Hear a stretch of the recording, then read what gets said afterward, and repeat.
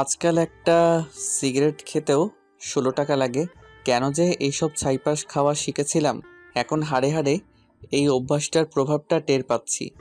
সারাদিনে ৪টা বিড়ি খেতেও ৬৫ টাকা লাগে। বাসার ছাদে এসে রোজ বিকেলবেলা আমি একটা করে সিগারেট খাই। কেন জানি ইদানিং আমার এমন মনে হয়, আমাদের পাশের বাসার জানালা থেকে আমাকে কেউ ফলো করে সামনাসামনি। আমি কোনোদিন দেখিনি, কিন্তু আমি সবসময় বুঝতে পারি পাশের ফ্ল্যাটে জানালা থেকে আমাকে কেউ ফলো করে। কিন্তু আমার এসবে কিছু যায় আসে না। মানুষের যখন খুব কাছের কিছু হারিয়ে যায়, তখন আর দূরের ছোটোখাটো বিষয়গুলো মানুষের চোখে পড়ে না।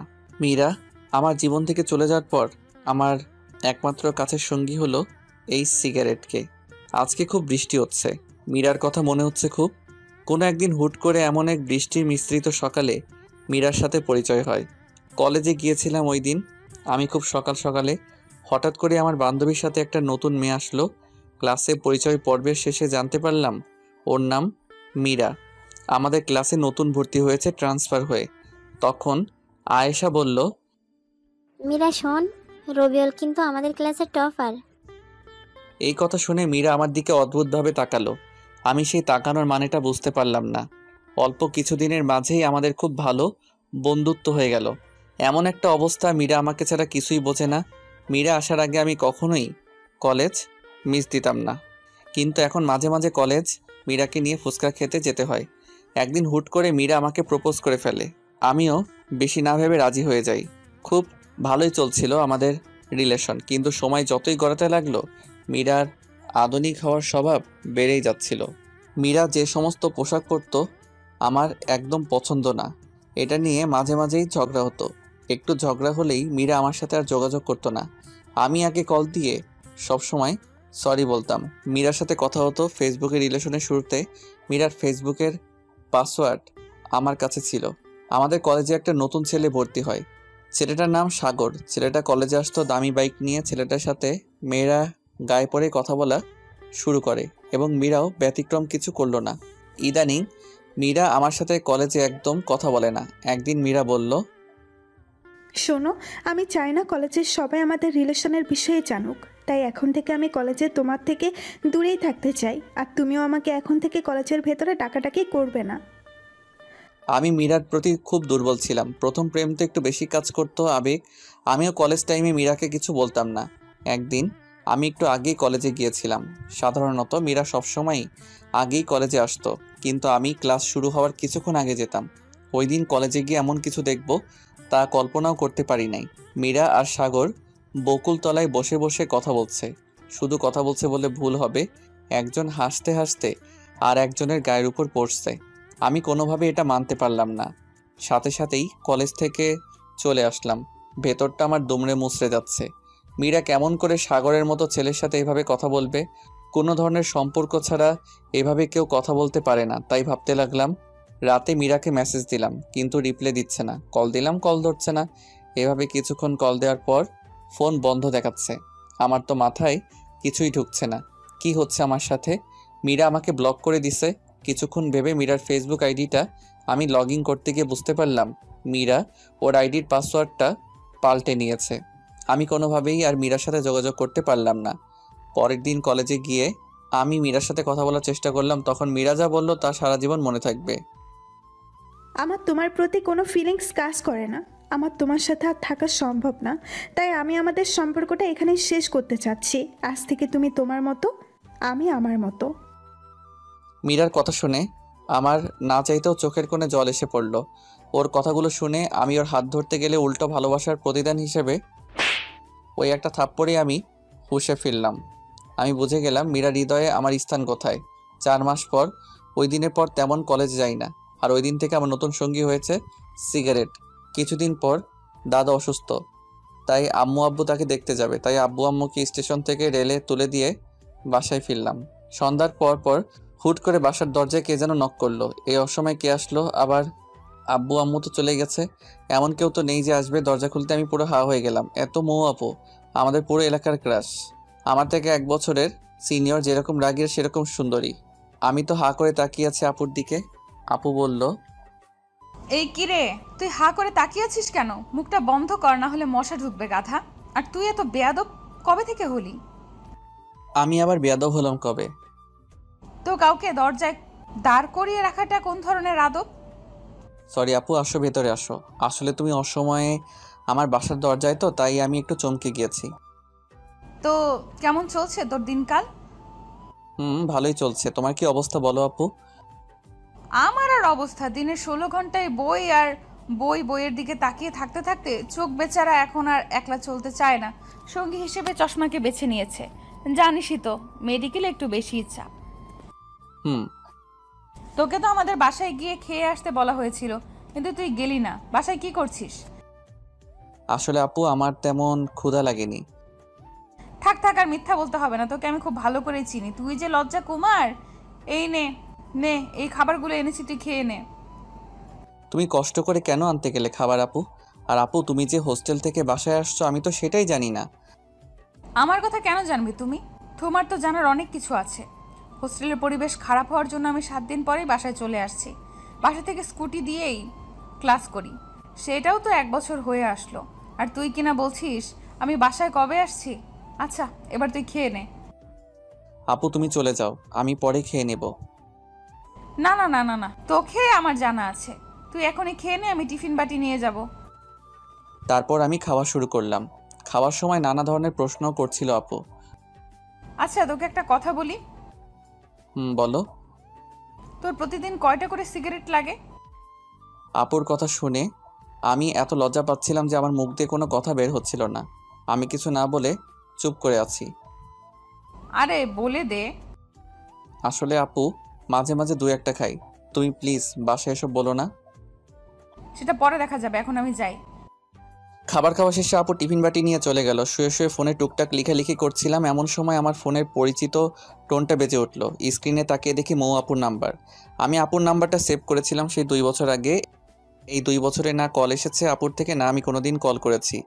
এমনকি আপুর কাছে যে আমার নাম্বার আছে এটাই আমি বিশ্বাস করতে পারছি না। কাপা কাপা হাতে ফোনটা রিসিভ করে কানে রাখতেই কি রে, ফোন রিসিভ করতে এত সময় লাগে? আসলে আপু আমি ফোন থেকে একটু দূরে ছিলাম। থাক থাক, তোর আর মিথ্যা বলতে হবে না। আমি বুঝি না আপু, আমি মিথ্যা বলতে গেলে কেমনে ধরে ফেলে। তুই এখন যেই অবস্থায় আছিস ওই অবস্থায় আমার বাসার নিচে চলে আয়। কেন? এই, তোর কাছে কোনো কিছু শুনতে চাইছি? তুই চলে আয়, 5 মিনিট সময় দিলাম। এত রাত করে কি দরকার? আমি যেমন ছিলাম লুঙ্গি আর টি শার্ট পরেই মৌ আপুদের বাসার নিচে গেলাম। কিছুক্ষণ পরে আপু নিচে আসলো। আমার কেমন যেন লাগছিল। আমি সাধারণত লুঙ্গি পরে রাস্তায় বের হই না। আপু তো আমাকে দেখে হাসি শুরু করে দিল। আপুর হাসি দেখে আমার আর বোঝার বাকি রইল না যে আপু আমার লুঙ্গি পরার জন্য হাসছে। হাসছো কেন আপু? আমি কিন্তু চলে যাব তাহলে। তুমি তো বললে আমি যেমন আছি তেমন করে আসতে, আর বলে 5 মিনিটের মাঝে আসতে। তো আমি কেমনে করে এই অল্প সময় আবার কাপড় পাল্টে আসতাম? আর দেরি করে আসলেই তো বলতে যে বড়দের কথা রাখি না, বেয়াদব হয়েছি। ও রে রে, থাক বাবু, তুমি আর রাগ করো না। আপু আমাকে একদম বাবু বলবা না, আমি এখন ছোট না। থাক থাক, আর বলবো না বাবু।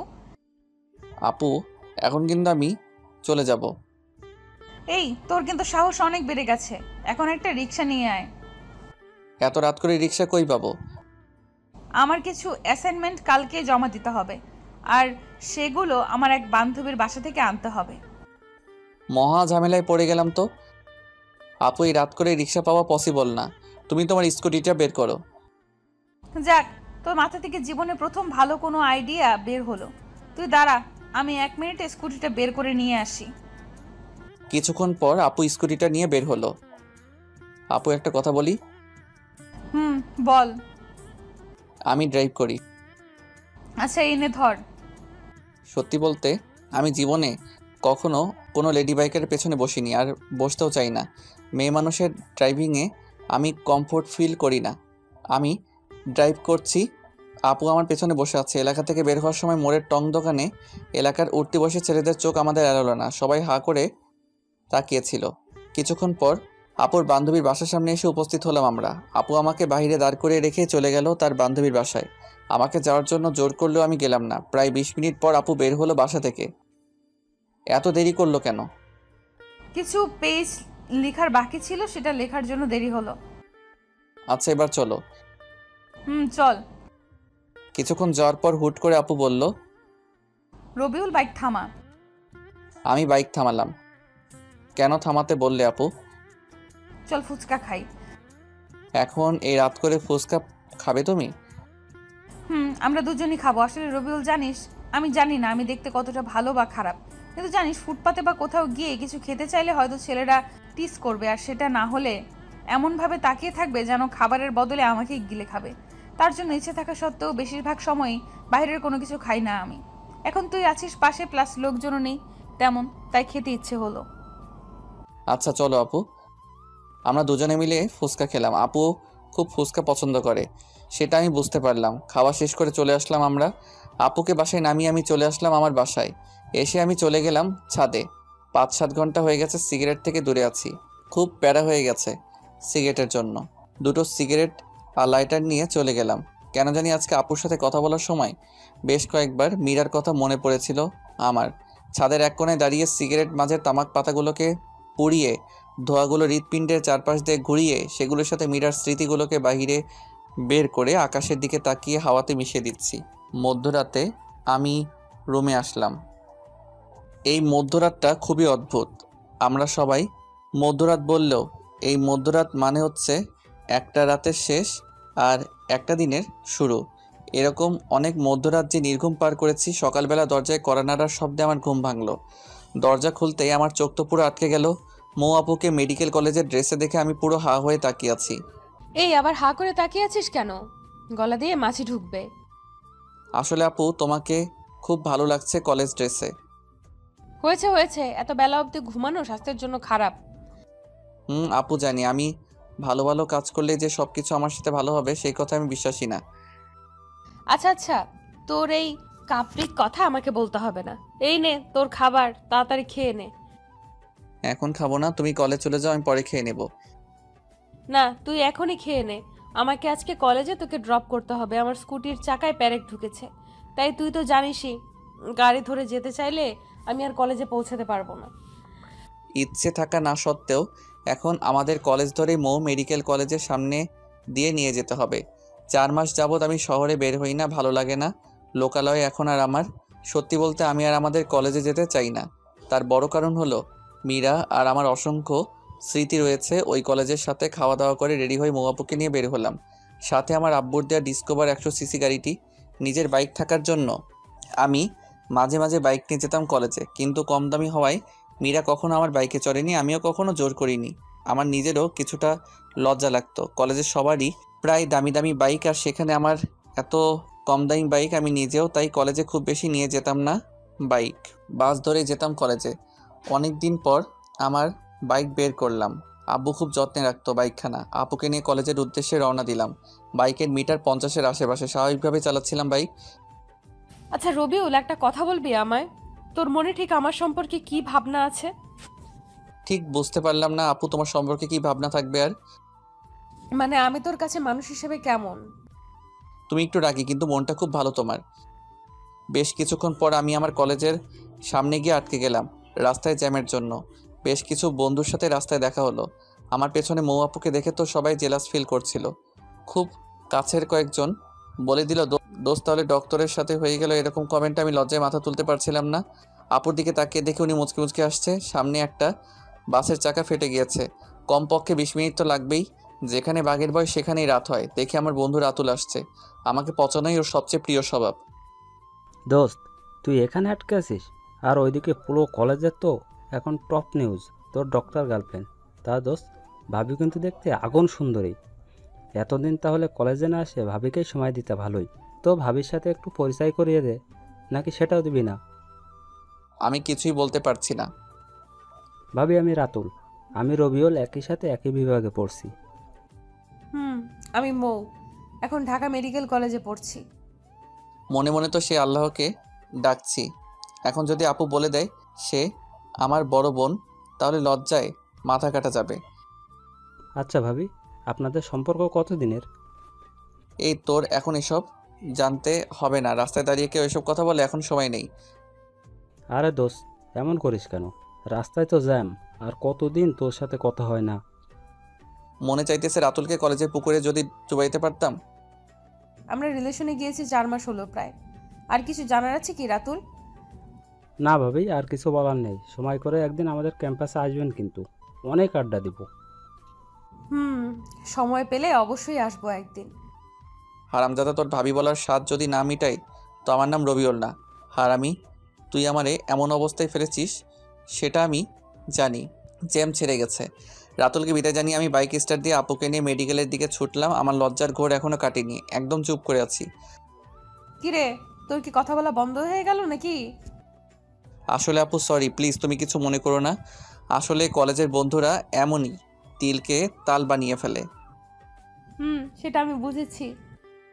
ধন্যবাদ আপু, তুমি অনেক মিথ্যা বলে হলেও আমার মানসম্মানটা বাঁচিয়ে দিছো। আপুর কলেজের সামনে এসে গিয়েছে, আপুকে নামিয়ে দিয়ে চলে আসলাম। বাসায় এসে শুয়ে আছি, ফোনে আম্মুর সাথে কথা হলো। দাদার অসুখ নাকি আরও বেশি, ওনাদের আসতে ভালোই সময় লাগতে পারে। আমিও তেমন কিছু বললাম না। আপুর সাথে এই 2 দিন সঙ্গ দিয়ে আমার মনটা কিছুটা হালকা হয়েছে। অনেক দিন পর বই নিয়ে বসলাম। বিগত 4 মাসে বইয়ের সাথে সম্পর্ক বিচ্ছেদ ছিল। টানা 4-5 ঘন্টার মতো পড়লাম। হুট করেই মৌ আপুর কথা মনে হলো। আপুকে তো আমি রেখে আসছি কলেজে। আপু যদি আসার সময় গাড়িতে করে আসতে চায় তাহলে অনেকগুলো বাস পাল্টিয়ে আসতে হবে, অনেক টাইম লেগে যাবে। কেন যেন আমার অবচেতন মনের কথা শুনে আমি বাইক নিয়ে চলে গেলাম আপুকে নিয়ে আসার জন্য। আপুর কলেজের সামনে গিয়ে দেখি 3টা 20 বাজে। বেশ কিছুক্ষণ ওয়েট করার পর আপুকে দেখতে পেলাম। আপু কিছুটা দূর থেকে আমাকে দেখে একটা তৃপ্তির হাসি দিল। আপুর হয়তো আমাকে দেখে অবাক হলো। কিরে, আবার কি মনে করে এসেছিস? কেন, এসে কি তোমাকে ঝামেলায় ফেললাম নাকি? আমি কি তোকে বলছি নাকি তুই এসে আমায় ঝামেলায় ফেলেছিস? তুই অনেক দায়িত্বশীল হয়ে গিয়েছিস দেখা যাচ্ছে।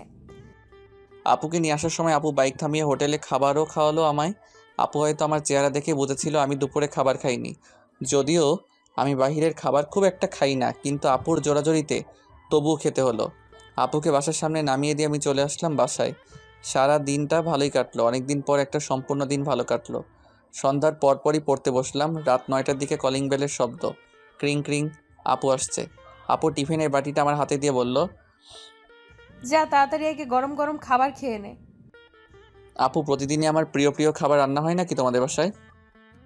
আরে সেরকম না, কাকতালীয় ভাবেই হয়তো তোর প্রিয় খাবারগুলোই রান্না হচ্ছে আমাদের বাসায়। আমিও ব্যাপারটা সিরিয়াসভাবে না নিয়ে খাওয়া শুরু করলাম। অর্ধেক খাওয়ার পর তাকিয়ে ভদ্রতার খাতিরে আপুকে জিজ্ঞাসা করলাম, আপু তুমি খেয়েছো রাতের খাবার? না, আমি খাইনি। আমি একটু লেট করেই খাই রাতের খাবার। বলো কি, তোমাকে বসিয়ে রেখে আমি খেয়ে যাচ্ছি? এত খাবার আমি এমনিতেও খেতে পারবো না, আসো দুজনে মিলে খাই। না, তুই খেয়ে নে। কি হবে খেলে? ছোটকালে তো অনেকবার দুজন মিলে খেয়েছি আমরা। বাহ, তোর দেখি ছোটবেলার কথাও মনে আছে। তো মনে না থাকার কি আছে?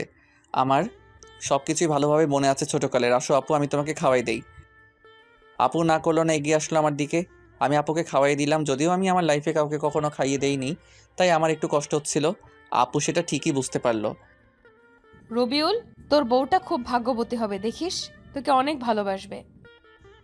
আপুর কথা শুনে লজ্জা পেলাম আমি খুব। খাওয়া শেষ করে আমি আর আপু আরও বেশ কিছুক্ষণ গল্প করলাম। গল্প করতে করতে ঘড়ির দিকে তাকিয়ে দেখে 11টা বেজে গিয়েছে। আপু অনেক রাত হয়ে গিয়েছে, চলো তোমাকে তোমার বাসায় দিয়ে আসি।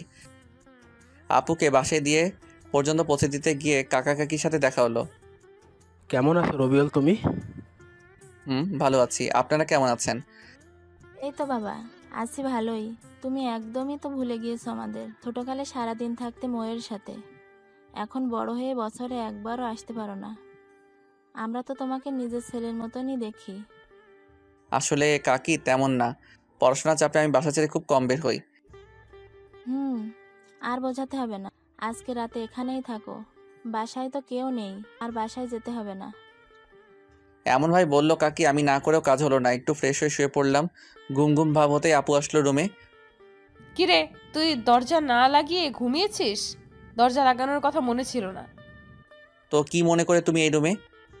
কিছু মনে করো না, দেখতে আসলাম তোর ঘুম হচ্ছে কিনা। এই রুমে মশারিও নেই, তাই কয়েল নিয়ে আসলাম। ধন্যবাদ আপু, অল্প অল্প মশাই কামড়াচ্ছে। মৌ আপু মুখ ধুয়ে আসছে, কানের পাশটায় বিন্দু বিন্দু পানি গড়িয়ে পড়ছে। আমি লুকিয়ে দেখতে লাগলাম আপুর দিকে, কিন্তু যা হবার তাই হলো। আপুর চোখে ধরা খেলাম। কিরে, তুই হা করে কি দেখছিস? আমি আমতা আমতা করে বললাম, কই কি কিছু না। খুব চালাক হয়েছিস তাই না? বলে আপু মাথায় দিল একটা থাপ্পড়। মোটেও চালাক না আমি, আপু খুব বোকাশোকা ছেলে আমি। গল্প করতে করতে একসময় আপু সোফাতেই ঘুমিয়ে পড়ল। আমি কয়েকবার ডাক দেওয়ার পরও ঘুম ভাঙল না। খুব ইনোসেন্ট লাগছিল আপুকে। আমি আর আপুর ঘুম ভাঙাতে পারলাম না। একটা চাদর দিয়ে দিলাম আপুর উপর দিয়ে, আমিও বিছানায় শুয়েছিলাম।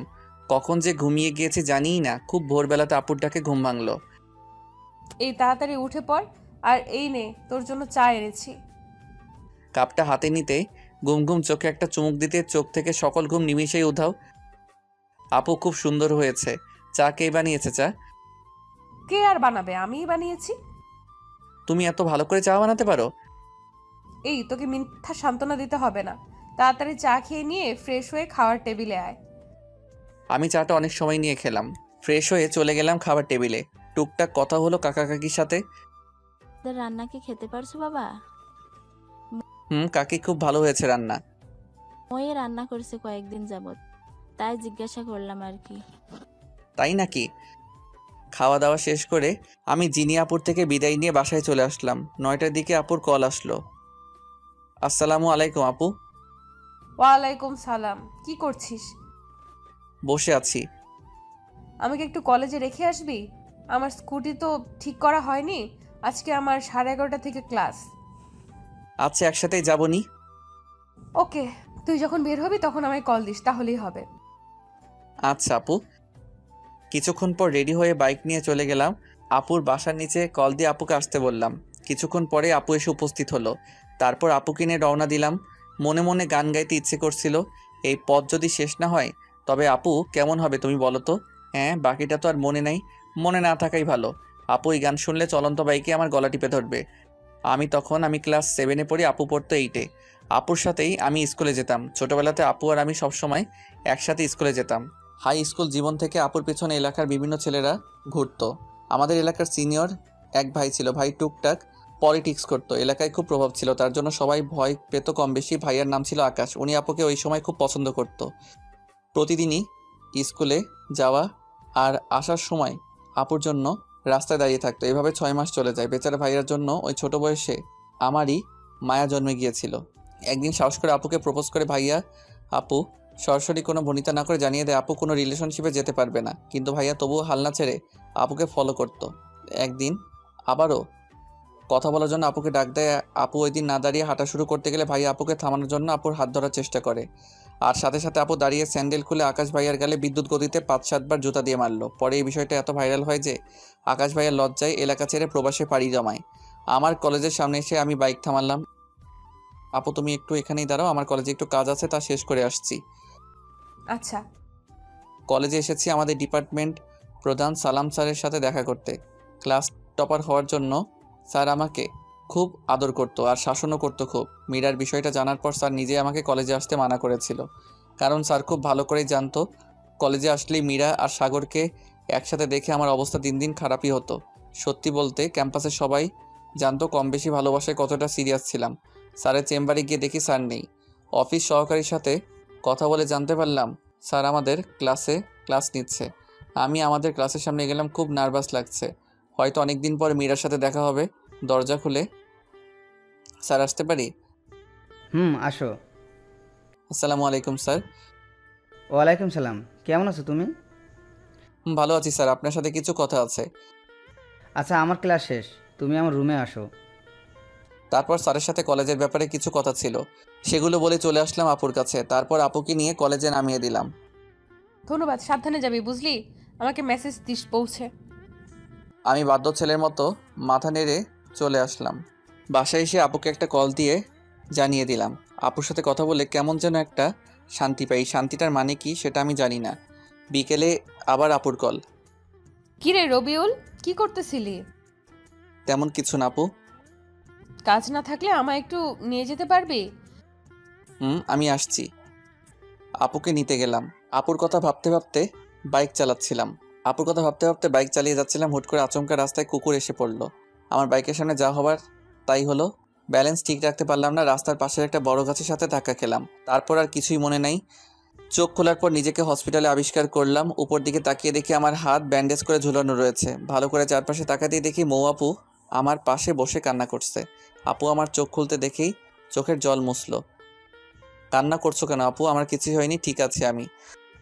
আমি তোকে আসতে না বললে কিছুই হতো না। সরি, তুই আমাকে মাফ করে দে। আপু তুমি পাগলের মতো কী সব বলছো?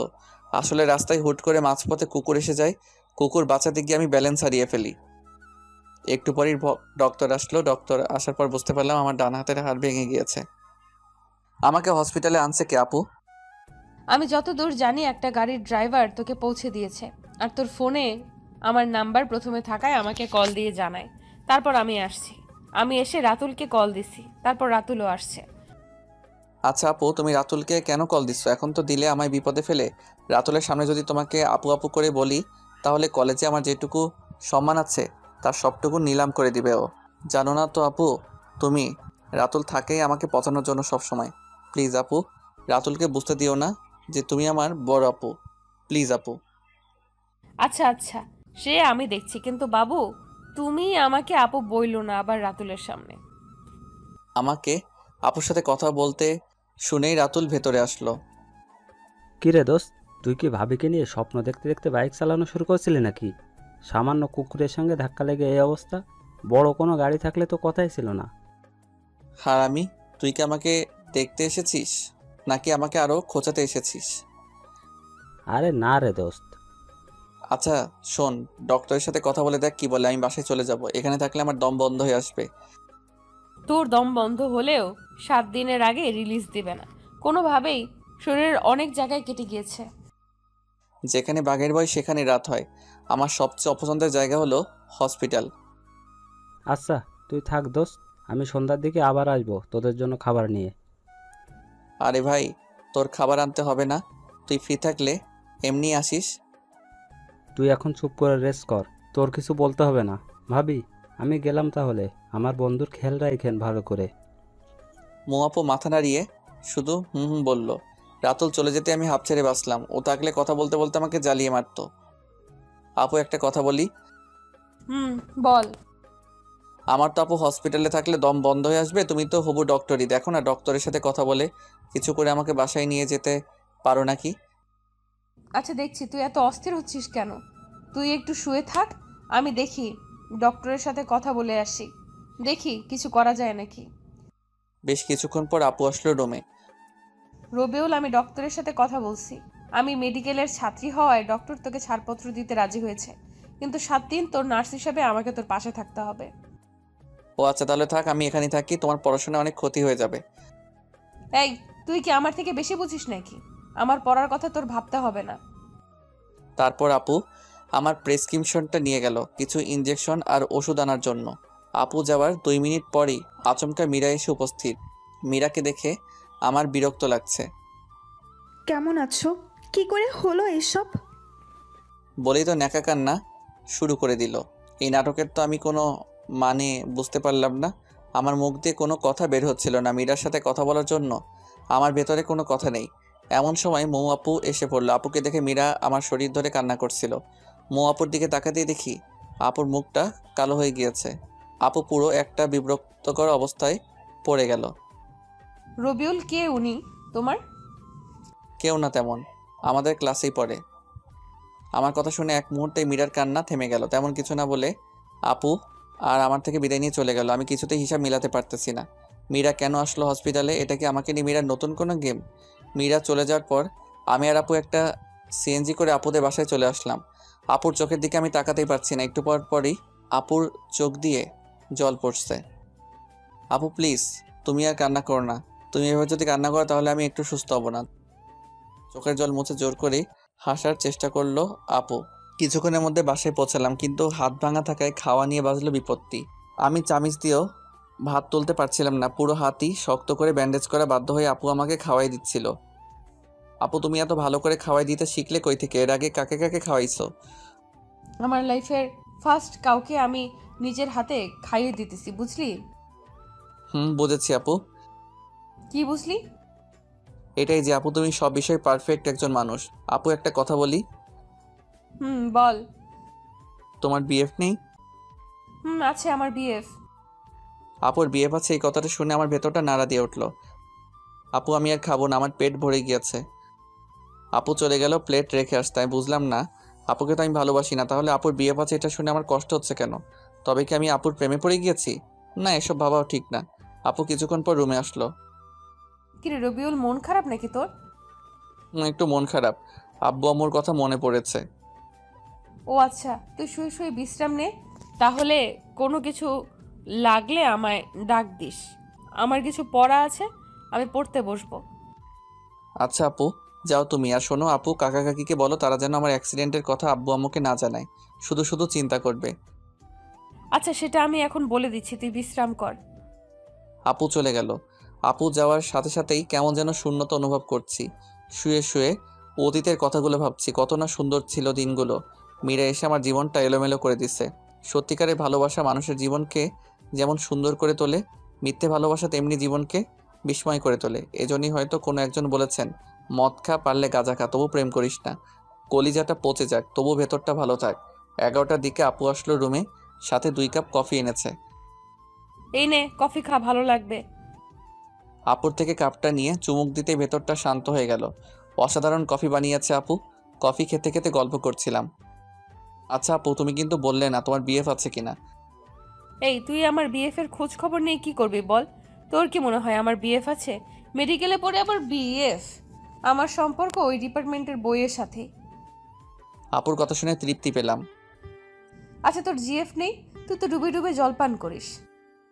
সত্যি বলতে আমিও সিঙ্গেল এখন। আপু কিন্তু একটা রিলেশনে ছিলাম আমি অতীতে, কিন্তু ওই মেয়েটা অল্পতেই ধোকা দিয়ে চলে গেছে। আমার কথা শুনে আপু এভাবে হাসবে এটা আমি ভাবিনি। আপুর হাসির শব্দে আমার হৃদয় খুব আঘাত করলো। আমার কি দোষ নাকি আমার দোষ এটাই, আমি অন্ধের মতো আমার ভালোবাসার মানুষটিকে বিশ্বাস করেছি। আমার চোখ দিয়ে অজান্তেই জল এসে পড়লো। আরে পাগল, সরি, কান্না করে দিতে হবে না। আরে কলেজ লাইফে 2-1টা প্রেম বিচ্ছেদের ঘটনা স্বাভাবিক, বুঝলি? দেখিস ওই মেয়ের চেয়েও ভালো একজন আসবে তোর জীবনে। তুই শুধু মন দিয়ে পড়াশোনা কর, ক্যারিয়ারে ফোকাস রাখ। এখন নতুন করে আর রিলেশনে জড়াস না। আর বেশ কিছুক্ষণ গল্প করে আপু আমাকে গুড নাইট জানিয়ে চলে গেল। আমিও ঘুমিয়ে পড়লাম। আপু চলে যাওয়ার পর বেশ কিছুক্ষণ আপুকে মিস করলাম। ধীরে ধীরে আপুর সাথে ক্লোজ হয়ে যাচ্ছি। খুব ভালো লাগে আপুর সঙ্গ। এখন আমার আপুর সাথে যতক্ষণ থাকি একবারের জন্য মীরার কথা মনে হয় না আমার। পরের দিন সকালে কাকি আর মৌ আপু ঝগড়া হচ্ছিল। আমি অবশ্য ঝগড়ার কারণ বুঝতে পারলাম না, শুধু বুঝতে পারলাম আপু যেন কী নিয়ে কাকির সাথে তর্ক করছিল। ভদ্রতার জন্য আমি রুমে ছিলাম চুপচাপ। আপু আমাকে সকালে খাবার খাইয়ে দিয়ে চলে গেল কলেজে। তেমন কোনো কথা বলল না আপু। আমি ভালো করে বুঝতে পারলাম আপুর মন খারাপ। আমিও তাই কিছু জিজ্ঞাসা করলাম না। শুধু মন খারাপ হলে এক কথা, আপুকে দেখে স্পষ্ট বোঝা যাচ্ছে অনেক রেগেও আছে আপু। আপু চলে গেল কলেজে। আপু চলে যাওয়ার পর কাকির সাথে কথা বলে বুঝতে পারলাম মৌ আপুর বিয়ের কথা চলছে। বিয়ের অনেক আগে থেকেই ঠিক প্রায়, কিন্তু আপুর জন্য হয়নি। এসএসসি থেকে কাকা কাকি জোর করছে বিয়ের জন্য, কিন্তু আপু পড়াশোনার অজুহাত দেখিয়ে 3 বছর যাবৎ বিয়েটা আটকে রেখেছে। যে ছেলের সাথে বিয়ে ঠিক সে আপুর খালাতো ভাই, আমেরিকান প্রবাসী। বিয়ের পর হয়তো আপুকেও সাথে করে নিয়ে যাবে। আপুকে আমেরিকার একটা মেডিকেলে ভর্তির ব্যবস্থা করে দিবে। কাকির সাথে কথা বলে আমার ভেতর থেকে যেন শক্তি হারিয়ে গেল। আপুর সংস্পর্শে এসে আমি অনেকটা স্বাভাবিক জীবনে ফিরেছি। আর আপুকে এত তাড়াতাড়ি হারিয়ে ফেলবো এটা আমি কল্পনাও করিনি। সারাটা দিনই রুমে শুয়েছিলাম। ঘুমানোর অনেক চেষ্টা করলেও মোটেও ঘুমাতে পারলাম না। বিকেলবেলায় একটু ছাদে গেলাম। ফোনটায় গান বাজিয়ে আমি বসে বসে সূর্যাস্ত দেখছিলাম। এমন সময় হুট করে আপুর ডাকে হুঁশ ফিরল। কিরে, ছাদে কি করছিস একা একা? আমি তোকে সারা বাসা খুঁজে ক্লান্ত হয়ে গিয়েছি। তা তোর কি মন খারাপ নাকি? না, মন খারাপ নেই, এমনি বসে আছি একটু। সকালে কাকির সাথে কি নিয়ে ঝগড়া করলে? যদিও আমি জানি কি নিয়ে আপু ঝগড়া করেছে, তবুও আপুর থেকে শোনার জন্য জিজ্ঞাসা করেছি। ও, ভালো কথা মনে করেছিস। তোকে একটা কথা বলি, কাউকে বলিস না। আচ্ছা আপু বলো। আমার বিয়ে ঠিক করেছে আম্মু আব্বু। 3 বছর অনেক কষ্টে আটকে রেখেছি, কিন্তু এবার আর পারবো না রে। আমি হয়তো বিয়ের আগে কোনো পাগলামি করে ফেলতে পারি। তুই কথা দে, আমি যাই করি না কেন তুই আমাকে সাহায্য করবি। আপু এমনভাবে বললো আমি না করতে পারলাম না। আপুকে কথা দিয়ে ফেললাম। যাক, ভালোই লাগছে। আপু তাহলে কোনোভাবে হয়তো নিজের বিয়েটা আটকে দিবে। 10 দিন পার হয়ে গিয়েছে। আজকে আমার ব্যান্ডেজ খুলে দিল আপু। আমি এখন পুরোপুরি সুস্থ। আম্মুর সাথে কথা হয়েছে। আমি বলেছি তোমরা আরও কিছুদিন থাকো, আমার কোনো প্রবলেম হচ্ছে না। আপুদের বাসা থেকে আমরা আমার বাসায় চলে আসছি। ভালোভাবে চলছিল দিন। টুকটাক খোঁজ খবর আপুই নেয় আমার, আর খাবার তো আপুই দিয়ে যায়। এর মধ্যে একদিন রাত 2টায় আপুর কল। আমি একটু ভয় নিয়ে রিসিভ করলাম। এত রাতে আপু কি মনে করে কল দিলা? এই তোকে কয়বার কল দিছি দেখ হারামি, 22 বার কল দিছি এইবার দিয়ে। সরি আপু, আমি ঘুমেছিলাম। আচ্ছা আচ্ছা, কি হয়েছে আপু বলো? কিছু হয়নি, দরজা খুল তাড়াতাড়ি। মানে বুঝতে পারলাম না। এই দরজা খুলতে বলছি তোকে, খুলবি নাকি মার খাবি? আমি কিছুটা অবাক হয়ে দরজা খুললাম। খুলেই তো কারেন্টের শক খেলাম। আপু একটা ব্যাগ নিয়ে দাঁড়িয়ে আছে। ভেতরে ঢুকে আমাকে যা বললো তা শোনার জন্য আমি মোটেও প্রস্তুত ছিলাম না। এই তাড়াতাড়ি তোর কিছু প্রয়োজনীয় কাপড় গুছিয়ে নে, আমি বাসা থেকে পালিয়েছি। আমার মাথায় কোনো কিছুই কাজ করছিল না। কি হলো, কথা কানে যায় নাই? আপুর থাপ্পড়কে হুঁশে ফিরলাম। ব্যাগ গুছিয়ে নিয়ে বাসা তালা দিয়ে বের হলাম। এখন আমি আর আপু রেল স্টেশনে দাঁড়িয়ে আছি। আমি এখনও জানি না আপু কই যাবে। চারিদিকে শুনশান নীরবতা। দেখে বোঝার উপায় নেই এই স্টেশনগুলো দিনের বেলায় কতটা ব্যস্ত হয়ে পড়ে। স্টেশন যদি কোনো মানুষ হতো তাহলে এখনকার পরিস্থিতি হতো ঠিক কমে যাওয়া একজন রোগী। কিছু মানুষ স্টেশনে রাত্রি যাপন করে, যাদের থাকার মতো আশ্রয় নেই। কতই না অদ্ভুত রহস্যময় আমাদের এই পৃথিবী। অনেক ঘর ফাঁকা আছে আমাদের দেশে, যেখানে ঘুমানোর কেউ নেই। আর এখানে ঘুমানোর মানুষ আছে কিন্তু ঘর নেই। দিন শেষে আমরা মিথ্যে করে বলে ফেলি উচ্চ গলায়, মানুষ মানুষের জন্য। আমার মনে হয় এটা বলা ঠিক না। এখন বলা উচিত মানুষ স্বার্থের জন্য। আপুর দিকে তাকিয়ে আমি কিছুই বুঝতে পারছি না। এরকম পরিস্থিতিতে এত চুপ করে আছে কেমন করে? আপুর ডাকে কিছুটা হকচকিয়ে গেলাম। রবিউল, বলো আপু। এই শোন, সবার আগে তুই আমাকে এই আপু বলাটা অফ করে রাখ। যেভাবে আপু আপু করিস, মানুষের সামনে না আবার বিপদে ফেলে দেস। আপুর কথার আগামাথা কিছুই বুঝলাম না। আপু বললে আবার কিসের বিপদ হবে? আমি না বুঝেই ইশারায় মাথা নাড়লাম। আপুর টিকিট কাউন্টার থেকে টিকিট কেটে নিল। আমি একদম চুপ করে আছি। এই নে রবিউল, টিকিটগুলো তোর কাছে রাখ। টিকিট হাতে নিয়ে বুঝতে পারলাম আমরা সিলেট যাচ্ছি। ঘড়ির দিকে তাকিয়ে দেখি 3:40 বাজে। রেল আসবে 3:55-তে, আর এই স্টেশন থেকে ছেড়ে যাবে ঠিক 4টায়। আপু, তোমার প্ল্যানিংয়ের কিছু তো বললে না? 2 ঘন্টা যাবৎ তোমার সাথেই আছি শুধু শুধু। শোন, এখন কোনো কথা নয়, রেলে চড়ার পর আমি সব বলবো। আমি শুধু মাথা নাড়ালাম। আমরা দুজনে মিলে রেলে চড়লাম। আমরা ভিআইপি কামরায় উঠেছি। আমরা বাদে পুরো কামরায়, কয়েকজন কাপল বাদে পুরো কামরাই ফাঁকা ছিল। একটা হুইসেল দিয়ে চালু হলো রেল। রেল চালু হতেই আপু মনে হয় হাত ছেড়ে বাঁচল। আচ্ছা আপু, এখন বলো তোমার পুরো প্ল্যান কি? তুই কি কিছুটা জেনেছিলি আগেই? আম্মু আর আব্বু আমার উপর জিদ করে কোনো ধরনের অনুষ্ঠান না করে আজকে আমাকে বিয়ে দিয়ে দিত। আমি রাজি না হলে জোর করেই দিত বিয়ে আজকে আমাকে। আমি কোনো উপায় না পেয়ে রাতে বাসা থেকে লুকিয়ে চলে আসছি। তাড়াহুড়োতে মাথায় কোনো বুদ্ধি আসছিল না, আর তোকে কল দিয়েও পেলাম না। কত চিন্তা হলো আমার জানিস। যখন তুই কল রিসিভ করছিলি না, তখন একেবারের জন্য মনে হচ্ছিল তুই কল না ধরলে নিজেই নিজের একটা ক্ষতি করে ফেলবো। আল্লাহর রহমতে তুই 22 বারেই রিসিভ করে ফেলেছিস। সরি আপু, আসলে আমি ঘুমিয়েছি 1টার দিকে, আর তুমি কল দিছো 2টার দিকে, তাই ধরতে পারিনি। আচ্ছা ঠিক আছে, সরি বলতে হবে না। তোর আসার সময় প্রয়োজনীয় কিছু কাপড় নিয়ে আসছি সাথে করে, আর আমার সাথে কিছু ক্যাশ টাকা ছিল 50,000, সেগুলো নিয়ে আসছি। টিউশনি করে জমাইছিলাম টাকাগুলো। কমপক্ষে 1 মাস বাসায় যেতে পারবো না আমি। বাসায় গেলেই বিয়ে কনফার্ম। আমি যতদূর জানি ভাইয়ার ছুটি 1 মাসের মতো। ভাইয়া চলে যাওয়ার পরে আমি বাসায় যাব। এই 1 মাস আমরা সিলেট থাকবো। এখন তোর কোনো আইডিয়া বা পরামর্শ থাকলে আমায় দে। আপু, তুমি তোমার ফোনের সিম খুলে ফেলে দাও, আর আমিও আমার সিম খুলে ফেলছি। সিম খুলে ফেলবো কেন আমরা? আসলে আপু, তুমি তো জানোই তোমার আব্বু কত প্রভাবশালী লোক। হয়তো কাল থেকে পুলিশের মাধ্যমে তোমাকে খোঁজা শুরু করবে। তখন এই সিম থাকলে আমরা খুব সহজেই ধরা খেয়ে যাব। তুই আসলে একটা জিনিয়াস। আপু আমাকে জিনিয়াস বলাতে আমি খুব খুশি হলাম, কিন্তু প্রকাশ করলাম না। রেল চলছে তার আপন গতিতে। আপুর 2 চোখ ভরে প্রচণ্ড ঘুম। 30 মিনিট পার হতে না হতেই আপু ঘুমিয়ে গেল। আমার কাঁধে মাথা রেখেছে। কেন জানি বিষয়টাতে আমি খুব শান্তি পেলাম। পুরোটা জার্নিতে আপু ঘুমিয়েছে আমার কাঁধে মাথা রেখে। ঘুম থেকে উঠে একটাবার ধন্যবাদও দিল না। আপু মানুষটি কত নিষ্ঠুর। আপুর এই ঘুমের জন্য আমি 6 ঘন্টা টানা একভাবে বসেছিলাম। নড়াচড়া করার ফলে যদি আপুর ঘুম ভেঙে যায়, এই জন্য স্থির ছিলাম। 10টার দিকে আমরা সিলেট শহরে নামলাম। ঢাকার মতো এত ব্যস্ত না সিলেট নগরী। অনেক পরিষ্কার পরিচ্ছন্ন, দেখেই মনটা ভালো লাগলো। অনেক দিন যাবৎ ঢাকার ধুলোবালি, জ্যাম আর গাড়ির হর্নে জীবনটা একটা জেলখানা হয়ে গিয়েছিল। অনেক দিন পর মুক্ত লাগছিল নিজেকে। আপু শোনো, আমরা আপাতত কারোর সাথে যোগাযোগ করব না, কারণ আমাদের পরিচিত কারোর সাথে যোগাযোগ করলে পুলিশ সেই সূত্রের মাধ্যমে আমাদের ঠিক বের করে ফেলবে। আচ্ছা করবো না, এখন প্লিজ চল কোনো হোটেলে, আমার খুব ক্ষুধা লেগেছে। চলো। আমি আর আপু একটা হোটেলে গিয়ে কিছু খাবার খেয়ে নিলাম।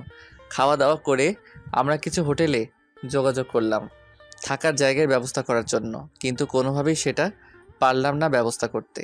হোটেলে স্বামী স্ত্রী ব্যতীত এলাও না। পুরো বিপদে পড়ে গেলাম। চুপ করে বসে আছি আমি আর আপু একটা গাছের পাশে। আমার খুব চিন্তা লাগছিল, রাত হলেই বিপদ বেড়ে যাবে। এর মাঝে আমি আর আপু স্বামী স্ত্রীর পরিচয়ে বাসাও ভাড়া করতে চেষ্টা করছি, কিন্তু হয়নি সেই চেষ্টা সফল। সবারই এক কথা, বিয়ের ডকুমেন্ট ছাড়া কিংবা কারো রেফারেন্স ছাড়া বাসা ভাড়া দেওয়া হবে না। হুট করে আপু বলে উঠল, পেয়ে গিয়েছি আইডিয়া, চল তাড়াতাড়ি। কোথায় যাব? কিছু না বলেই বলছো যেতে। কাজী অফিস যাব আমরা। এখন বিয়ে করে নেব, তারপর একটা বাসা ভাড়া নেব। এত ঝামেলায় যেতে পারবো না। কি মেরে আল্লাহ, সামান্য বাসা ভাড়া নেওয়ার জন্য বিয়ে করে নিবে? তুমি এই বাসা ভাড়া নেওয়ার জন্য এখন বিয়ে করবে? কেন, তুই কি ভয় পাচ্ছিস নাকি? ঢাকায় গিয়ে আমি তোকে ডিভোর্স দিয়ে দিব, কেউ জানবেও না। বিয়ের কথা শুনে অবাক হলেও কিছুটা ভালো লাগলেও ডিভোর্স শব্দটা শুনে কেমন যেন শূন্যতা অনুভব করলাম। ভয় পাওয়ার কি আছে, তুমি যা ভালো মনে করো। চল। একটা রিক্সা করে কাজী অফিসে গেলাম আমরা। কিছু ঝামেলা ছিল সাক্ষীর, কিন্তু টাকা কিছু বেশি দেওয়াতে সব ঠিকঠাকই হলো।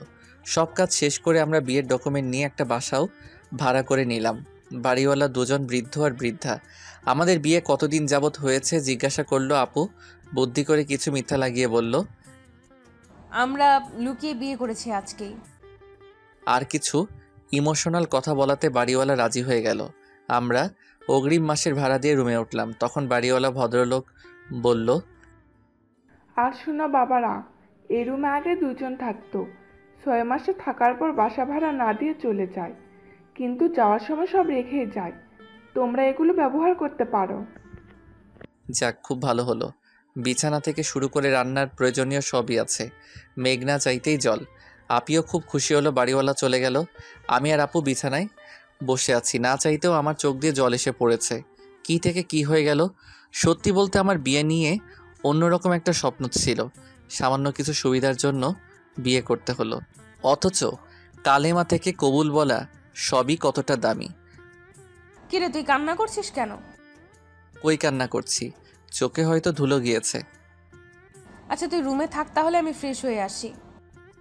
আপু চলে গেল ফ্রেশ হতে। আমি বিছানায় বসে বসে ভাবছি, আজকের রাতটা আমার বাসর রাত। আপু গোসল করে আসছে। আপুর ভেজা চুলগুলো একটা তোয়ালে দিয়ে বাঁধা। কানের পাশের কিছু চুল থেকে টপ টপ করে পানি পড়ছিল। আপুকে এই অবস্থায় দেখে আমি পুরো শক খেলাম। কিরে, তুই কি দেখিস অমন করে? মনে হয় আজকে তুই প্রথম দেখছিস আমায়। যা গোসল করে আয়। যাচ্ছি। আমি গোসল করে আসলাম। এসে দেখি আপু তার চুল ছেড়ে দিয়েছে শুকানোর জন্য। আপুর এত বড় চুল আমি তো বুঝতেই পাইনি। এর আগে আপুকে যতবার দেখেছি আমি কখন আপুর চুল দেখিনি। আজ দেখে আমি পুরো অবাক। এত পড়াশোনা করে আপু কেমন করে তার চুল সামলাতো? আপু একটা কথা বলি। বল। আচ্ছা আপু, তুমি কেমন ছেলেকে বিয়ে করতে চাও? তোর মতো ছেলেকে? আমি এগুলো নিয়ে ভাবিনি কখনো। সত্যি কথা হলো, আমি মেডিকেল কোর্স শেষ করে বিয়ে করতে চাই।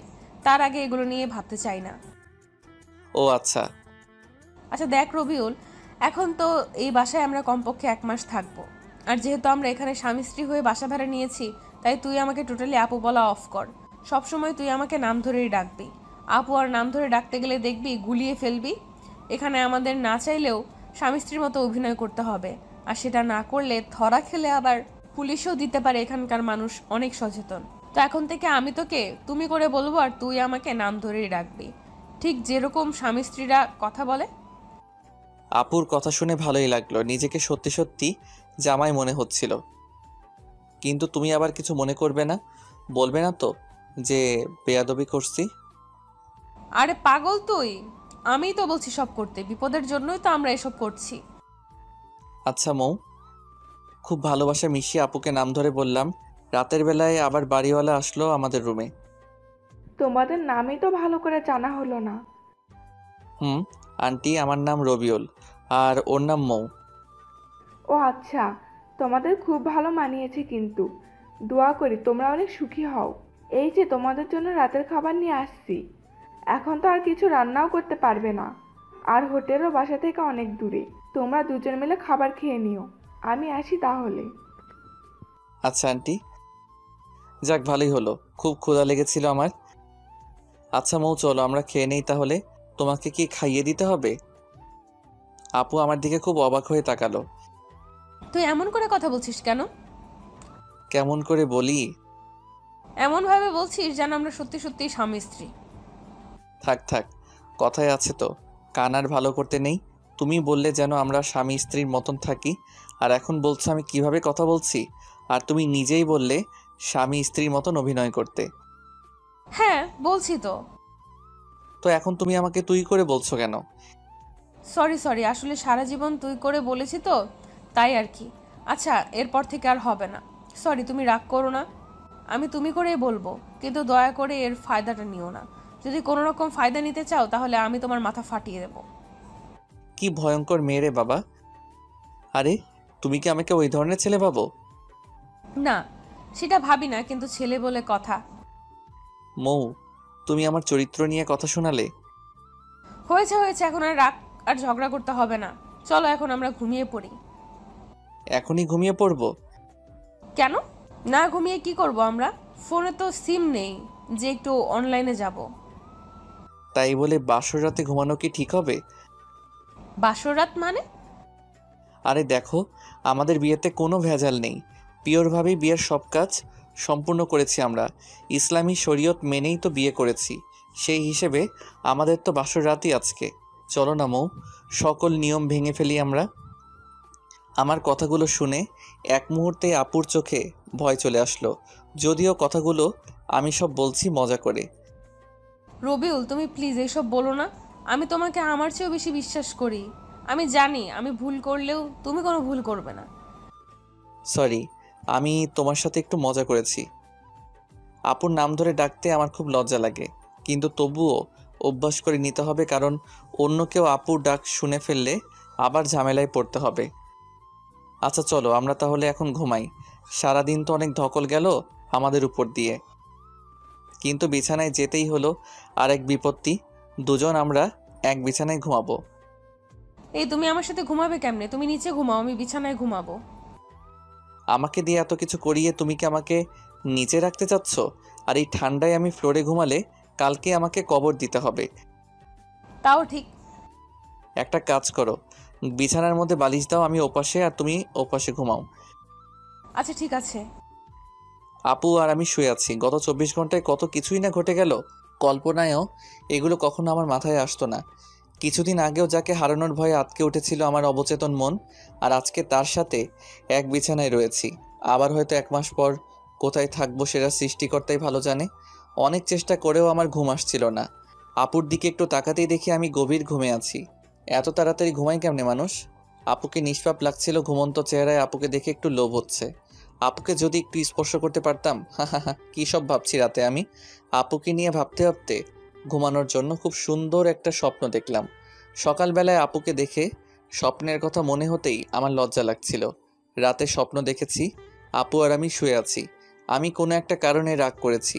এই রবিউল, তুমি আমার উপর রাগ করে আছো কেমনে? তবু আমি কোনো কথা বলছি না। আপু বারবার আমার সাথে কথা বলার চেষ্টা করছিল। আমি চুপ করে আছি। একসময় এসে আপু জোর করে আমার ঠোঁটে ঠোঁট লাগিয়ে খুব জোরে একটা আমি নিঃশ্বাস নিতে পারছিলাম না। আপু ছেড়ে দেওয়ার পর আমি হাঁপাচ্ছিলাম। এই তুমি কি নিয়ে হাসছো? কিছু না, এমনি হাসছি। সারাদিনই আপুর সাথে খুনসুটি ভালোই কাটলো। বিয়ের প্রথম দিন। মৌ, আমি একটু বাইরে যাব, তুমি বাসায় থেকো, কোথাও যেও না। আমাকে একা রেখে কই যাবে তুমি এই নতুন জায়গায়? আমার একটু দরকার আছে, থাকো তাহলে। আমি গেলাম। আমার মানিব্যাগটা নিয়ে বের হলাম। বাসা থেকে বের হয়ে একটা রিক্সা নিয়ে শহরে গেলাম। আসলে আমি শহরে আসছি মৌ আপুর জন্য কিছু বই কিনতে। আমি চাই না এই 1 মাসে আপুর পড়াশোনার ক্ষতি হোক, তাই দেখি কিছু বই ম্যানেজ করা যায় নাকি। আসার সময় লুকিয়ে আপুর কলেজের কার্ডটা নিয়ে আসছি। আপুর কার্ডে সব লেখা ছিল। আমার বই খোঁজার জন্য বেশি কষ্ট হলো না। মেডিকেল কলেজের একটা লাইব্রেরি থেকে আপুর সেমিস্টারের সব বই কিনে নিলাম। সব মিলিয়ে 3000 টাকার বই কিনলাম। ভালোই সময় লেগে গেল বই কিনতে কিনতে। বাসায় ফিরতেই আপু এমনভাবে দরজা খুলে দিল যেন খুব মিস করছিল। এত দেরি করতে হবে তোমার? যদি সত্যি তোমার বউ হতাম, একা রেখে এত সময় বাহিরে এইভাবে থাকতে পারতে? জানো কতটা চিন্তা হচ্ছিল আমার। সরি, তোমার জন্য ছোট্ট একটা সারপ্রাইজ আছে বলে মৌয়ের হাতে বইয়ের প্যাকেটটা দিলাম। আমি আসার সময় গিফট পেপারে করে মুড়িয়ে নিয়ে আসছিলাম। বইগুলো গিফট পেপার খুলে আপু খুশিতে চিৎকার করে এসে আমায় জড়িয়ে ধরলো। আমি তো পুরা শকড। কয়েক সেকেন্ড পর আপু আমায় ছেড়ে দিয়ে সরি, আমি উত্তেজনায় তোমায় জড়িয়ে ধরে ফেলেছি। বইগুলোকে খুব মিস করছিলাম আমি। জানো তুমি 1 মাসে কমপক্ষে 450 ঘন্টা পড়তে হবে। অনেক পিছিয়ে পড়তাম বইগুলো না পেলে। অনেক অনেক ধন্যবাদ তোমায়। আপুর খুশিতে মনটা ভরে গেল। প্রিয়জনের জন্য কিছু করতে পারাটা বেশি কিছু না, শুধু একটা চেষ্টার। এভাবে কিছুদিন চলে গেল। আপুর সাথে সম্পর্কটা অনেক বন্ধুত্বে রূপ নিয়েছে। খুব ভালো বোঝাপড়া আমাদের মধ্যে। এখন আর আপুকে আপু বলতে ভালো লাগে না, নাম ধরে ডাকতে বেশি ভালো লাগে। বন্ধুত্বে নাম ধরে ডাকে সবাই, আর আমরাও এটাই করেছি। সিলেট এসেছি 20 দিন হলো। এর মাঝে আমি আমার আম্মুকে কল দিয়ে বলেছি সব কিছু। আম্মু প্রথমে রাগ করলেও পরে বুঝিয়ে বলার পর শান্ত হয়েছে। তোমার ভাবতে অবাক লাগে না? কি ভাবতে অবাক লাগবে? তুমি আমায় একটা সময় কিংবা 20 দিন আগেও শুধু আপু আপু করতে, আর এখন তুমি আমার সবচেয়ে ভালো বন্ধু হয়ে গিয়েছো। জানো আমার ভাবতেই অবাক লাগে। আমি কখনো ভাবিনি তোমাকে তুমি করে বলে আমি এত প্রশান্তি পাবো। জানো এখন আমার মনে হয় আমি বাদেও আমার একটা মানুষ আছে যে আমার পাশে আছে। আমার মনে হয় আমি নিজের কাছে যতটা সেফ, আমিও তোমার কাছে ততটাই সেফ। আমি চাই রবিউল তুমি আমার বন্ধু হয়ে সারাটা জীবন আমার পাশে থাকবে। কথা দাও। মৌ, তুমি কি পাগল হয়ে গেলে নাকি? আমি তোমার সাথেই আছি। কথা দাও তবুও তুমি। মৌ আপু একদম আগের মতো নেই। আমার সাথে এমনভাবে পাগলামি করে যেন আপু একদম ছোট হয়ে গিয়েছে। কথা দিচ্ছি, তোমার সাথে আমি ততদিনই থাকবো যতদিন তুমি আমাকে তোমার সাথে রাখবে। এই তুমি এরকম ফিলোসফিক্যাল কথা বলো কেন? সোজাভাবে বলতে পারো না? থাকবো তোমার সাথেই। তুমি যখন থাকবে না তখন তো আর চাইলেও আমি থাকতে পারবো না। কেন? আমি কই যাব? তুমি তো আর সারা জীবন এরকম থাকবে না। একদিন বিয়ে করে পাড়ি জমাবে অন্যের শহরে, তখন চাইলেও আর তোমার পাশে থাকা হবে না। মৌ একেবারে চুপ হয়ে গেল। আমিও কিছু না বলে রুমের বাইরে চলে আসলাম। অজান্তেই চোখের কোণে জল এসে গিয়েছে। মৌ আমার সাথে আছে, এটা সত্য। আর একদিন অন্যের সাথে থাকবে, সেটা বাস্তবতা। বাস্তবতা সবসময় কঠিন, যেটা না চাইলেও আমাদের মানতে হবে। বেশ কিছুক্ষণ রুমের বাইরে থাকার পর রুমে গেলাম। গিয়ে দেখি মৌ বসে বসে পড়ছে। মেডিকেলের ছাত্রীরা এতটা পড়ে সেটা মৌকে না দেখলে বিশ্বাসই হতো না। মৌয়ের মতো মনোবল সবারই থাকা উচিত। এত বিপদের সময়ও নিজের স্বপ্ন থেকে একটু পিছুপা হয়নি। আচ্ছা, আমিও তো পড়াশোনা করছি, আমারও তো স্বপ্ন আছে, তেমনই হয়তো মৌয়েরও কোনো স্বপ্ন আছে। মৌ, আমার ঘুম পেয়েছে, আমি ঘুমাবো। তুমি পড়া শেষ করে রাতের খাবার খেয়ে নিও। কেন তুমি খাবে না? আমার ক্ষুধা নেই, তুমি খেয়ে নিও। তুমি না খেলে আমিও খাবো না। কেন পাগলামি করো বলো? পাগলামি করো না। তুমি না খেলে আমিও খাবো না, সোজা বলে দিলাম। আচ্ছা তুমি পড়ো তাহলে, আমি একটু শুয়ে থাকি। তুমি খাওয়ার সময় আমাকে ডেকে নিও। ঘুমিয়ে গিয়েছিলাম, মৌয়ের ডাকে আপুর ঘুম ভাঙলো। ওই রবিউল, ওঠো, যাও ফ্রেশ হয়ে আসো, আমি খাবার দিতেছি। আমি না খেলে চলে না, আমার খুব ঘুম পেয়েছে, প্লিজ। এই তুমি উঠবে নাকি আমি পানি ঢেলে দিব? উঠছি। ইচ্ছে না থাকা সত্ত্বেও ফ্রেশ হয়ে আসলাম। মৌ খুব ভালো রান্না করতে পারে। প্রথম কয়েকদিন আমি হোটেলে থেকে খাবার আনলেও পরে মৌ বুঝতে পারে যে আমি বাইরের খাবার খেতে পারি না। তারপর থেকে মৌ রান্না করে। খাওয়া দাওয়া শেষ করে আমি আর মৌ একসাথে ঘুমিয়ে পড়লাম। সকালে মৌয়ের ডাকে ঘুম ভাঙলো। রবিউল, ওঠো, ফ্রেশ হয়ে আসো, আজকে কিছু কেনাকাটা করতে হবে আমার। আমি ফ্রেশ হয়ে আসলাম। তারপর নাস্তা করে রিকশায় করে আমি আর মৌ মার্কেটে যাচ্ছি। হুট করে রিকশাওয়ালা মামা বলে উঠল, একখান কথা কই, কিছু মনে করবেন না তো? বলো মামা, মনে করবো কেন? আপনাদের তো এই এলাকায় আগে দেখিনি। আপনারা কি নতুন আসছেন এই এলাকায়? মামা, আমরা নতুন আসছি। আচ্ছা মামা, আপনারা কি নতুন বিয়ে করছেন তাই না? কিন্তু কেন? না, এমনিই জিজ্ঞেস করলাম। আপনাদের খুব ভালো মানিয়েছে। রিক্সাওয়ালার কথা শুনে মৌয়ের মুখটা লজ্জায় লাল হয়ে গেল। একটা শপিং মলের সামনে আমরা দুজন নেমে পড়লাম। কিছু কাপড় কিনলো মৌ, সাথে আমাকে দুটো টি শার্টও কিনে দিল। কেনাকাটা শেষ করে বাসায় ফিরছিলাম, কিন্তু হুট করে মৌ রিক্সা থামাতে বলল, চলো চা খাবো। সিলেটে এসে যদি এখানকার চাই না খাই তাহলে সিলেট থাকাটাই বৃথা। যদিও আমি চা খাই না, তারপরও দুজন মিলে স্পেশাল চা খেয়ে নিলাম। তারপর দুজন কিছুক্ষণ ঘুরে বাসায় চলে আসলাম। বাসায় এসে আমার মাথা ঘোরাচ্ছিল, আমি শুয়ে পড়লাম। মৌ ফ্রেশ হয়ে পড়তে শুরু করলো। এই মেয়েটা কি পড়া বাদে কিছু বোঝে না? আমার তো মুড হতেই 30 মিনিট লাগে পড়তে বসার সময়, আর মৌ সুইচের মতো অন অফ হয়ে যায়। যখন মন চায় পড়ার মুড অন হয়ে যায়। দেখতে দেখতে চলেই গেল 1 মাস। আজকে 1 মাস পূর্ণ হয়ে গেল আমার আর মৌয়ের সিলেট আসার। শহর থেকে আমি আজকে একটা সিম কিনে এনেছি। আজ 1 মাস পর ফোনে সিম ভরছি। ফোন কাস্টমাইজ করে ডাটা অন করে ফেসবুকে লগ ইন করলাম। আম্মুকে কল দিলাম। আসসালামু আলাইকুম আম্মু। ওয়ালাইকুম আসসালাম। কেমন আছো আম্মু তোমরা? এই তো বাবা, আমরা ভালোই আছি। তোরা কেমন আছিস? আজকে সাগরের পরিবারের সবাই আমেরিকায় চলে গেল। সাথে মৌয়ের সাথে সাগরের বিয়েও ভেঙে দিয়েছে। বলো কি আম্মু, তাহলে তো আমরা কালকে চলে আসবো। কতদিন তোমাদের দেখি না। আচ্ছা বাবা, সাবধানে থাকিস। আর শোন বাবা, মৌয়ের বাবা কিন্তু খুব রেগে আছে। আচ্ছা আম্মু, সেটা নিয়ে চিন্তা করতে হবে না, মৌই ওর বাসা সামলাবে। তারপর ফোন কেটে দিলাম। মৌ, শুনছো তুমি? হ্যাঁ বলো, ডাকছো কেন? একটা গুড নিউজ আছে। কি নিউজ শুনি? তোমার সাগর ভাইয়ের পরিবারের সবাই আমেরিকা চলে গিয়েছে, আর যাওয়ার আগে তোমার আর সাগরের বিয়েও ভেঙে দিয়েছে। মৌ শুনেই তো খুশিতে চিৎকার দিয়ে এসে আমায় জড়িয়ে ধরলো। কয়েক সেকেন্ড পর, সরি রবিউল, কিছু মনে করিস না। খুশিতে আমার মাথাটাই ঠিকভাবে কাজ করেনি। চল সব কিছু গুছিয়ে নেই, আমরা কালকেই ঢাকা চলে যাব। সবকিছু গুছিয়ে নিলাম। কোনোরকমভাবে রাতটা পার করেই সকালবেলা বাড়িওয়ালা কাকা কাকির থেকে বিদায় নিয়ে বের হয়ে পড়লাম। আমি আর মৌ দাঁড়িয়ে আছি স্টেশনে, প্রচণ্ড শব্দ আর ভিড়। কোনোরকমভাবে আমি দুটো টিকিট কিনে নিলাম। 9টা 20 বাজে, 10টায় রেল আসবে। দুজন মিলে বসে আছি আর রেলের জন্য অপেক্ষা করছি। আজকে মনে মনে ভাবছি রেল যেন 10 মিনিট পর আসে। আমি খুব ভালো করেই জানি বাসায় যাওয়ার পর হয়তো আর এভাবে মৌয়ের কাছাকাছি থাকা হবে না। একেই বলে ভাগ্য। আজকে সময় 2 মিনিট আগেই রেল আসলো। খুব ইচ্ছে করছিল মৌকে নিয়ে এই শহরে থেকে যেতে, কিন্তু বাস্তবতা সেটা কখনোই মেনে নিবে না। ইচ্ছে না থাকা সত্ত্বেও মৌকে নিয়ে রেলে উঠলাম।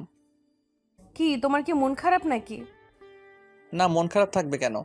অনেক দিন পর বাসায় যাচ্ছি, মন খারাপ হবে কেন বলো? কিন্তু 1 মাসে এই জায়গাটার মায়ায় পড়ে গিয়েছিলাম, তাই একটু মিস করছি। আমিও মিস করছি। আচ্ছা মৌ, তোমার কি মনে হয় বাসা থেকে কি রিয়্যাক্ট করতে পারে? আমাকে কি কিছু বলবে কাকা কাকি? আমি খুব ভালো করেই জানি, যাই হয়ে যাক না কেন তোমায় একটা কথাও শোনাবে না, কারণ এখানে তোমার কোনো দোষ নেই। আমি প্রাপ্তবয়স্ী হয়ে আমার নিজের ইচ্ছেতেই আমি তোমার সাথে বাসা ছেড়েছিলাম। কথায় আছে না, অল্প সুখে কাতর অধিক সুখে পাথর। ঠিক বলছো। আজকে আর মৌ ঘুমালো না, হয়তো বাবা মাকে দেখার জন্য মনটা অস্থির হয়ে গিয়েছে। মৌকে আমি আস্তে আস্তে খুব বেশি মিস করছি। আর কয়েক ঘন্টা পর মৌ হয়তো আর এতটা কাছে থাকবে না। রেল ঢাকার স্টেশনে থেমে গিয়েছে। চলো, আমরা এসে গিয়েছি। চলো। রেল থেকে নামলাম। এখান থেকে আমরা আপাতত আলাদা হয়ে যাই। আমি কিছুটা মন খারাপ করে বললাম, আচ্ছা ঠিক আছে। আমি স্টেশনে দাঁড়িয়ে আছি, মৌ একটা রিক্সা নিয়ে চলে যাচ্ছে। মৌ চলে যাচ্ছে, কিন্তু কেন যেন মনে হচ্ছে আমার সব কিছুই নিয়ে যাচ্ছে। চোখের কোণে জল এসে পড়ছে, হাতের উল্টো পিঠ দিয়ে জল মুছে একটা বড় করে দীর্ঘশ্বাস নিলাম। ছেলেদের কান্না করতে নেই, এগুলোর কোনো মূল্য নেই। আমি অনেকক্ষণ পর রিক্সা নিয়ে বাসের উদ্দেশ্যে রওনা দিলাম। বাসায় আসতে আম্মু এসে আমাকে জড়িয়ে ধরে কান্না করে দিল। তুই কেমনে আমাদের ছেড়ে এতদিন ছিলি? জানিস আমি আর তোর বাবা কত চিন্তা করেছি। আমি আমার ভুলটা বুঝতে পারলাম। প্রত্যেকটা সন্তান তার বাবা মায়ের কাছে কতটা প্রিয় সেটা হয়তোবা আমরা বাবা কিংবা মা না হওয়া অবধি বুঝতে পারবো না। অনেক দিন পর বাবা মার সাথে রাতের খাবার খেলাম। পৃথিবীতে যত রান্নাই হোক না কেন, মায়ের হাতে রান্নার উপরে কিছুই নেই। খুব তৃপ্তি নিয়ে খেলাম, খাওয়া দাওয়া করে রুমে চলে আসলাম। মনে মনে মৌয়ের উপর খুব রাগ হচ্ছে। মেয়েটা কতটা স্বার্থপর, একটা কলও দিল না। আর আমি কিনা এই মেয়েটার জন্য 1 মাস বাসা ছেড়ে দিলাম। খুবই রাগ হচ্ছিল মৌয়ের উপর। আমি রুমে শুয়েছিলাম, একটু বাড়ি বাসায় কথা শব্দ শুনতে পেলাম। কোনো আত্মীয় আসছে হয়তোবা। কিন্তু সেদিকে আমার কোনো মাথা ব্যথা নেই। একটু পর আমাকে আম্মু এসে ডাক দিল। আমি গিয়ে দেখি মোয়ের আব্বু আম্মু আসছে। আচ্ছা রবিউল, তুমি অন্তত একবার বলতে পারতে নাকি? আমরা তো তোমাদের বাবা মায়ের মতনই। আমি তো কাকার কথার কিছুই বুঝতে পারছি না। কি বলছেন কাকা? আমি কিছুই বুঝতে পারছি না। হয়েছে বাবা, যা হওয়ার তা তো হয়েই গিয়েছে। এখন আর ওইসব নিয়ে কথা বলি কিছু যাবে আসবে না। তো বিআই সাহেব বলেন কবে বিয়ের ডেট দেবেন? আমরা কিন্তু একটু দেরি করতে চাচ্ছি না। আর রবিউলের সাথে বিয়ে হলে তো অনেক ভালোই হবে, সারা জীবন আমাদের কাছেই থাকতে পারবে। আচ্ছা বেয়াই, তাহলে দেরি করতে হবে না। আর আগামী শুক্রবারই বিয়ের তারিখ তাহলে ঠিক রইল। আচ্ছা বিআই সাহেব, আমরা তাহলে এখন উঠি। উঠবেন মানে? মিষ্টিমুখ না করে কোথাও যেতে পারবেন না। কই গো রবিউলের আম্মু, দাও বেয়াই বেইনকে মিষ্টি দাও। মোয়ের বাবা চলে গেল। কিছুই বুঝতে পারছি না কি হচ্ছে এসব। 10 মিনিট পরই মৌ আমাকে কল দিল। সরি, আমি তোকে আর কল দিয়ে কিছু বলতে পারিনি। বলবো কেমন করে আর? বাসায় এসেই দেখি আব্বু আম্মু আবার নতুন করে তোর সাথে বিয়ে নিয়ে কথা বলছে। আমি না করতেও বাজারে চলে গিয়েছে। বাজার থেকে মিষ্টি কিনে নিয়ে নাকি তোমাদের বাসায় যাবে, বিয়ে নিয়ে নাকি কথা বলার জন্য। কাকা কাকি আসছিল, আমাকে কিছু বলার সুযোগই দিল না। বিয়ের তারিখ ঠিক করে চলে গেল। বলো কি তুমি? তোমার বাবা মাও রাজি হয়ে গিয়েছে, তুমি কিছু বলো নাই কেন? আমি আর কি বলবো, আমার কাছে কেউ তো কিছু শুনলই না। আচ্ছা, তুমি একটু কাল আমার সাথে দেখা করতে পারবে? পারবো। কোথায়, কখন? বিকেল 4টায় লেক পারে চলে এসো। মৌ কলটা রেখে দিতে আমি তো লুঙ্গি ড্যান্স দেওয়া শুরু করে দিলাম। মেঘনা চাইতেই বৃষ্টি। এখন মৌ যত যাই করুক আমি কোনোভাবেই ওর বিয়ে ভাঙতে পারবো না। ও সরি, ওর বিয়ে বলতে আমাদের বিয়ে। হা। এর আগে মৌয়ের বিয়ে ভাঙতে হেল্প করছি আমি, কিন্তু এখন আর মৌয়ের বিয়ে ভাঙার মতো কেউ নেই। খুব ভালো লাগছে, তবু একটু ভয় আছে, কারণ মৌয়ের মাথায় যে বুদ্ধি, কালকে কিছু একটা আবার উল্টাপাল্টা বুদ্ধি বের করতে পারে। সত্যি কথা হলো যে আমি ভালোবাসি, মৌকে ভালোবাসি, খুব ভালোবেসে ফেলেছি। যেদিন মৌকে বিয়ে করেছিলাম সিলেট থাকাকালীন, আমি সেদিন থেকে আমি আর মৌকে আপুর চোখে দেখিনি। আমি মনে প্রাণে মৌকে বউ হিসেবে সম্মান করেছি, ভালোবেসেছি, কিন্তু মৌকে কখনো বলিনি কিংবা বুঝতেও দেয়নি। বাসা আসার পর হয়তো ভেবেছিলাম মৌকে হারিয়ে ফেলবো, কিন্তু দিন শেষে আমরা যতই চেষ্টা করি না কেন, উপরে একজন আছেন, সে যখন দিবেন তখন আর কিছুই লাগবে না। পরের দিন বিকেলে গেলাম মৌয়ের সাথে দেখা করার জন্য। যাওয়ার সময় মৌয়ের কিনে দেওয়া পাঞ্জাবি পরে গেলাম। লেক পাড়ে গিয়ে দেখি মৌ আগে এসে উপস্থিত। মৌ আজকে একটা সাদা রঙের ড্রেস পরে আসছে, খুব মানিয়েছে মৌকে ড্রেসটাই। কেমন আছো? আমার আর ভালো থাকা, তুমি তো দেখছোই একটার পর একটা বিপদ ছাড়ছে না আমাকে। একটা ভালো আইডিয়া দাও তুমি, তাহলে কি করব আমি এখন? একটা কথা বলি তোমাকে, তুমি যদি রাগ না করো। আচ্ছা বলো, রাগ করব না। না, কথা দাও রাগ করবে না।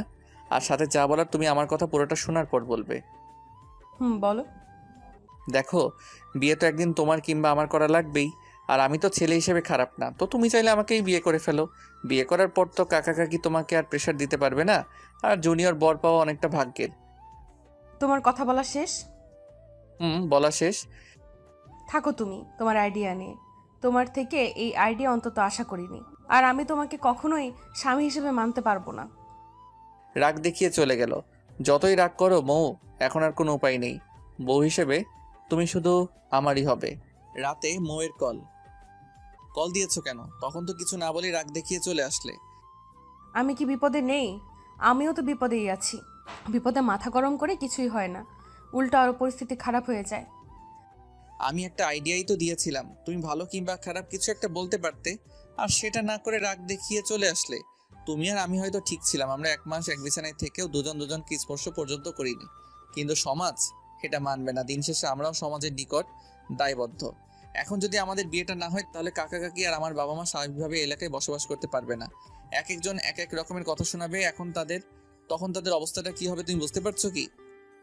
চুপ করে আছে মৌ। বেশ কিছুক্ষণ পর মৌ বলল, আচ্ছা, তবুও কি কোনো আইডিয়া নেই তোমার কাছে? এখন আমাদের জন্য চুপচাপ সব মেনে নেওয়াটাই ভালো হবে। পরে না হয় পরিস্থিতি স্বাভাবিক হলে তখন যে কোনো কিছু করা যাবে। আচ্ছা ঠিক আছে, তুমি খাওয়া দাওয়া করছো কি? না, খাইনি, একটু পর খাবো। আচ্ছা একটা কথা বলো তো মৌ। বলো। তুমি কি আমাকে মিস করছো না একটু? মিস করার কি আছে? তুমি তো আর মারা যাওনি কিংবা চলে যাওনি কোথাও, তাহলে মিস করার কি আছে? মিস করার কি আছে বলেই কলটা কেটে দিলাম। মৌ এমন করে কেমনে বললো বুঝলাম না। একটা মাস থাকলাম আমরা একসাথে, এক মাস তো একটা মানুষ যদি একটা বিড়ালকে সময় দেয়, তাকেও যদি দুদিন সময় দিতে না পারে, তাহলে সেই মানুষটা সেই বিড়ালকে মিস করবে, এটা স্বাভাবিক নাকি? মিস করেও মিথ্যা বললো মৌ। যাক, এসব ভেবে মাথা নষ্ট করার দরকার নেই। রাতুলকে একটা কল দিলাম। দোস্ত কেমন আছিস? এই তো ভালোই আছি। তুই কি এই গ্রহে আছিস? আমি তো শুনলাম তুই মঙ্গল গ্রহে চলে গেছিস। শোন, মজা নেওয়া বাদ দে, এখন কাজের কথায় আয়। বল। একটা সুখবর আছে। সুখবর? কি সুখবর? আগামী শুক্রবার আমার আর মৌয়ের বিয়ে। কি বলিস মামা, তুই যে খবর শোনালি আমার তো এখনই নাচতে মন চাচ্ছে। বাসায় অনেক কাজ করতে হবে, আমার তো তেমন কোনো কাজই নেই, তাই তুই কালকে চলে আয়, আব্বু তোকে আসতে বলেছে। আচ্ছা, আমি কালকেই আসতেছি। দেখতে দেখতে শুক্রবার এসে গেল। আমার খুব লজ্জা লাগছে, কেন যেন নিজেকে খুব স্পেশাল লাগছিল। কত আয়োজন, কত স্বাদ, সব আমারই জন্য। সময় যেন থেমে যাচ্ছে, একদম যাচ্ছে না। এর মাঝে মৌয়ের সাথে কয়েক দফা কথা হয়েছে। অনেক বোঝানোর পরও একই কথা, আমাকে বিয়ে করলেও স্বামী হিসেবে মানতে পারবে না। যাই হোক, বিয়ে হয়ে গেলে আমার ভালোবাসা ওকে নিজের করে নিব। মৌ আবার পালাতে চেয়েছিল, তাতে বুঝতে পারছি সুখ আর শোক একসাথে পেতে চলেছি। সব আয়োজন শেষ করে দ্বিতীয়বারের মতো কবুল বলছি। মনে মনে খুব হাসছি। দুবার বিয়ে করে ফেললাম মৌকে। এতক্ষণ মৌকে আমি দেখতে পারিনি, এখন আমার পাশে মৌকে আনা হয়েছে। বিয়ের সাথে মৌকে এত ভালো লাগছে যে সেটা আমি লিখে বা বলে প্রকাশ করতে পারবো না। বিয়ের সব কাজ শেষ করে এখন ফেরার পালা। মৌ এমনভাবে কান্না শুরু করে দিল, আমি তো পুরো ভ্যাবাচেকা খেয়ে গেলাম। সত্যি বলতে বিয়েটা, মেয়েদের কান্না করাটা স্বাভাবিক, কিন্তু মৌয়ের চোখে কেন যেন আমি জল মানতে পারছি না। কারণ মৌ তো আর সত্যি সত্যি মন থেকে আমাকে স্বামী হিসেবে মেনে বিয়ে করছে না। তাহলে এরকম করে কান্না করার মানে কি? আবার এমনও হতে পারে মানুষের চাপে কান্না করছে, না হলে আবার লোকে কথা বলবে যে কেমন মেয়ে দেখো, বিয়ের দিনে একটু কান্না করছে না। কান্না করতে করতে আমাদের বাসায় চলে আসলাম। আমার রুমে আসতেই তো আমি পুরো চমকে গেলাম। এত ফুল আর এত সুন্দর করে সাজানো হয়েছে, যেটা আমার কল্পনাতেও ছিল না। পুরো ঘরটাই রজনীগন্ধা আর গোলাপের ঘ্রাণে ভরে উঠেছে। বাসা ভর্তি মেহমান। রাত 11টা অবধি মৌয়ের কাছেই যেতে পারলাম না, আমার আত্মীয়রা মৌকে ঘিরে রেখেছে। 11টায় আস্তে আস্তে সবাই চলে গেল। রাতুল আমাকে এক প্রকার ধাক্কা দিয়ে ঘরে ঢুকিয়ে দিল। বিশেষ দ্রষ্টব্য, গল্পের সিজন 2 আসছে খুব শীঘ্রই।